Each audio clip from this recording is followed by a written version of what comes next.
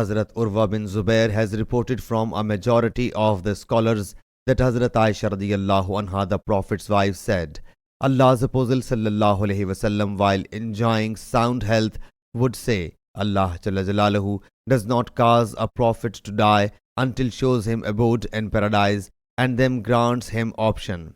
When he sallallahu alaihi wasallam got ill, his head was nestled on my thigh. He sallallahu alaihi wasallam fainted for a while, and when he sallallahu alaihi wasallam came around, he sallallahu alaihi wasallam raised his gaze to the ceiling and said, O Allah Jalla Jalaluhu, to the highest companion. I said to myself, now he sallallahu alaihi wasallam will not opt us. And I recognized that it was what he used to talk to us. She states that the last remarks he sallallahu alaihi wasallam made were, O Allah Jalla Jalaluhu, to the highest companion. Sahih Bukhari, Hadith number 6509.